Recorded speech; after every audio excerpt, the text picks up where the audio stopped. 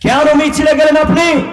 কেন বললেন অমুকের চরিত্র ফুলের মতো পবিত্র? আপনি জানেন না লক্ষ কোটি টাকা বাড়ি মেরে খেয়েছে, আজ পর্যন্ত কোনো মানুষকে, বাসুদেবপুরের মানুষকে বাড়ি করে দেয়নি। কেন চরিত্রের গুণগান গাইলেন?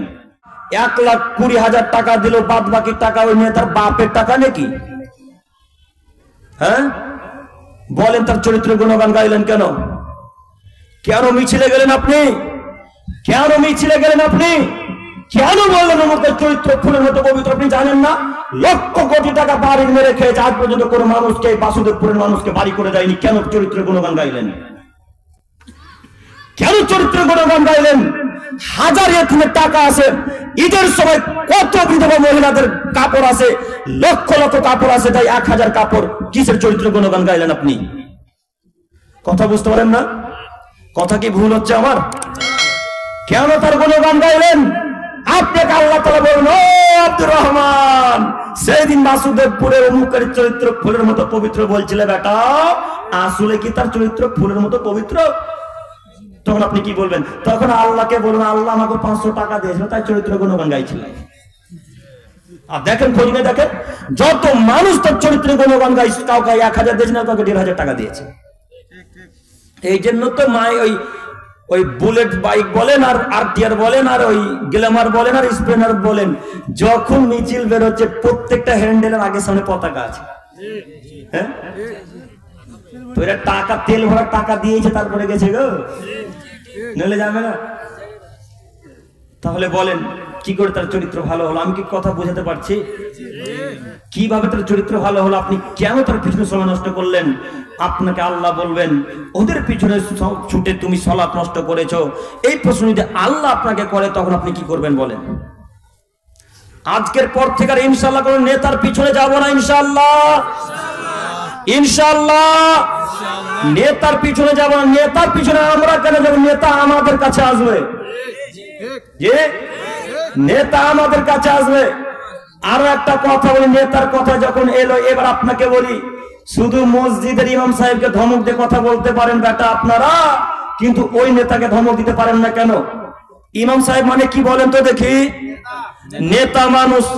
এই নেতাকে ধমক দিয়ে কথা বলতে পারেন, ওই নেতাকে ধমক দিতে পারেন না কেন? ও কিসের জন্য ধমক দিচ্ছেন একে? একে আপনারা নিজে টাকা দিচ্ছেন তাই? ও কেউ যে সরকার টাকা দেয়, যে তো এই মসজিদের ইমাম সাহেবকে ধমক দিয়ে কথা বললেন কেন? আপনার কি বাপের চাকর নাকি তাকে ধমক দিয়ে কথা বলবেন? চাকর যদি হয় তাকে ধমক দিয়ে কথা বলতে পারবেন না। কথা আল্লাহ বলছেন, আল্লাহ কোরআন মাজিদের মধ্যে আল্লাহ তাআলা বলছেন, তোমরা তোমাদের চাকর চাকরানির সাথে ভালো আচরণ করো। চাকর চাকরানির সাথে যদি ভালো আচরণ করা লাগে, তাহলে ইমাম সাহেবের সাথে ভালো আচরণ করা লাগবে না? কেন জোর করে ধমক দিয়ে বললেন ইমাম সাহেব ওই পথটা পড়ে আছে কেন, তুলেননি কেন? মসজিদের পথটা পড়ে থাকে তখন চেঁচামেচি করে ওই সভাপতি কে এসছে জোর গলায় বলে না, ইমাম সাহেব ওই পথটা পড়ে আছে, তুলেননি কেন? ও কেন তুলবে? ইমাম সাহেব পায়খানা পরিষ্কার করবে গো? জি, ইমাম সাহেব কেন পায়খানা পরিষ্কার করবে? কেন আপনাদের গ্রামের সব লোক কি কবরে ঢুকেছে নাকি? ইমাম সাহেব পায়খানা পরিষ্কার করবে মানে? ইমাম মানে নেতা মানুষ। ওই কেউ ওকে যেমন সম্মান দিচ্ছেন, তার থেকে লক্ষ কোটি গুণ বেশি সম্মান অধিকার আছে ইমাম সাহেবেরা। কথা বুঝেন না? ওই একটা চেয়ারম্যান যদি সম্মানের অধিকারী হয়, তার থেকে লক্ষ কোটি গুণ বেশি সম্মান হতে হবে গ্রামের ইমাম সাহেবদের। এটা হলো ইমাম মানুষ, এরা হলো নেতা মানুষ। একে আপনি পায়খানা পরিষ্কার করতে বলেন, লজ্জা লাগে না?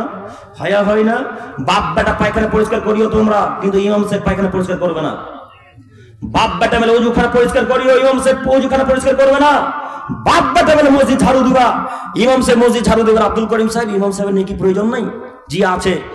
যদি মনে করে যে আমি মসজিদ ঝাড়ু দিব তো দেবে, যদি না মনে করে তো দেবে না, তবু তাকে জোর গলায় কথা বলতে পাবেন না। এটা ওই ইমাম সাহেব, এর সঙ্গে এরকম আচরণ করেন, ওর সঙ্গে করতে পারেন না কেন? এর যে ক্ষমতা নাই, ওর যে ক্ষমতা আছে। ওকে জোর গলায় বললে এখন আপনাকে জেলে ভরে দেবে, তখন বলবেন আমরা এহকালও গেল পরকালও গেল, তাই তো? এই জন্য বলেন না। তবে মনে রাখেন, অত্যাচারের হিসাব কিয়ামতের মাঠে সর্বপ্রথম হবে না সবার শেষে হবে? যে সবার শেষে হবে। অত্যাচারের হিসাব সবার শেষে হবে। অত্যাচারের হিসাব সবার শেষে হবে। যত সভাপতি, যত ক্যাশিয়ার, যত গ্রামের মানুষ ইমামকে ধমক দিয়ে কথা বলেছে, এদের হিসাব সবার শেষে হবে। এরা কিয়ামতের মাঠে দাঁড়িয়ে থাকবে। হিসাব করে চলিয়েন, হিসাব নিকাশ করে ইমাম সাহেবের সাথে কথা বলবেন ইনশাআল্লাহ। ইনশাআল্লাহ বলছিলাম সালাত আদায় করতে হবে, মানুষের পিছনে সময় নষ্ট করা যাবে না, মানুষের পিছনে ছুটে সময় নষ্ট করবেন না। আল্লাহ তাআলা বলছেন যদি তোমরা এদের পিছনে ছুটে সময় নষ্ট করো তাহলে তোমরা ক্ষতিগ্রস্তদের অন্তর্ভুক্ত হবে। যারা জাহান্নামী মানুষ তারা যাবে যেমন জাহান্নামে, যত মানুষ মানুষের পিছনে ছুটে সময় নষ্ট করবে এরাও জাহান্নামে যাবে। সম্মানিত দিনী ভাই, জরুরি এখানে একটি কথা আপনাকে আমি বলতে চাইছি, একটু মনোযোগ দিয়ে কথা শ্রবণ করেন। যে বলছিলাম যে আপনি ছেলে মেয়ের জন্য টাকা উপার্জন করবেন, এই কথা 100% সত্য। ছেলে মেয়েদের জন্য টাকা উপার্জন করবেন, এ কথা 100% সত্য। তবে আগে সালাত আদায় করে ছেলে মেয়ের জন্য টাকা উপার্জন করা লাগবে, মনে থাকবে ইনশাআল্লাহ। আজকে থেকে কি আমরা সকলে 5 ওয়াক্ত সালাত আদায় করতে পারবো? ইনশাআল্লাহ। ইনশাআল্লাহ। আল্লাহ তুমি আমাদেরকে কবুল করো, সকলে বলি আমিন। সম্মানিত দিনী ভাই, এবার একটা হাদিস পেশ করে তারপর আবার সালাতের দিকে এগিয়ে যাব।